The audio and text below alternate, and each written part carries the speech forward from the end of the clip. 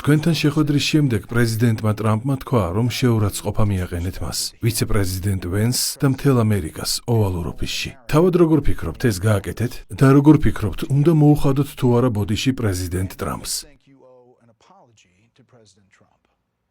უპირველესად დიდი მადლობა. მადლობა მოწვევისთვის და ამ საუბრისთვის. მივესალმები თქვენს ქვეყანას, ყველა ამერიკელს.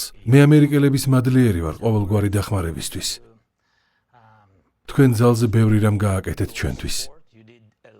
მადლიერი ვარ ასევე პრეზიდენტ ტრამპის და კონგრესის ორპარტიული მხარდაჭერის.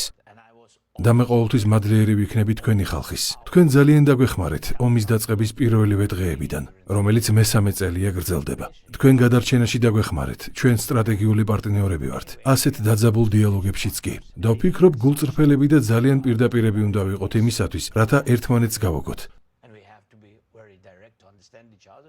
რადგან ეს საჭიროა. პრეზიდენტ ტრამპს ომის დასრულება სურს და ჩემი სრული პატივისცემის მიუხედავად, ვიტყვი, რომ არავის სურს ომის დასრულება ისე, როგორც ჩვენ. რადგან ჩვენ, უკრაინელები, ვართ ამ ომში ჩაბმულნი. ამ ბრძოლაში, რომელიც თავისუფლებისთვის მიმდინარეობს.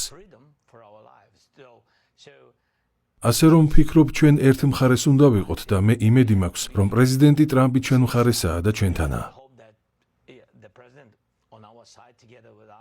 ძალიან მნიშვნელოვანია პუტინის შეჩერება. მე პრეზიდენტ ტრამპისგან ხშირად მსმენია, რომ ომს შეაჩერებს და ის გააკეთებს ამას, მაგრამ ჩვენ გვჭირდება პუტინზე ვიქონიოთ ზემოქმედება ევროპასთან და ყველა პარტნიორთან ერთად. მე ვფიქრობ, ეს საუბარი ჩვენ შორის ცოტა ადრე უნდა შემდგარიყო, რათა გაგვეგოს სად ვდგავართ თითოეული ჩვენგანი. ზუსტად არ მახსოვს, მაგრამ პრეზიდენტმა რეიგანმა დაახლოებით ასეთი რაღაც თქვა. მშვიდობა არ არის მხოლოდ ომის არარსებობა. რასაკვირველია, ჩვენ ვლაპარაკობთ სამართლიან და ხანგრძლივ მშვიდობაზე, თავისუფლებაზე, ადამიანის უფლებებზე. ეს იყო მიზეზი, რატომაც თქვი ასეთი რაღაც ცეცხლის შეწყვეტაზე. ჩვენ ყველანი ვიცნობთ პუტინს. მან 25-ჯერ დაარღვია ცეცხლის შეწყვეტის შეთანხმება ბოლო 10 წლის განმავლობაში. ბატონო პრეზიდენტო, თქვენგან არ მსმენია, რას ფიქრობთ ბოდიშის მოხდასთან დაკავშირებით. მე პატივს ვცემ პრეზიდენტს, მე პატივს ვცემ ამერიკელ ხალხს, მაგრამ მე ვფიქრობ, რომ გულწრფელად და ღიად უნდა გვესაუბრა და არ ვარ დარწმუნებული, რომ რაღაც ცუდი გავაკეთეთ.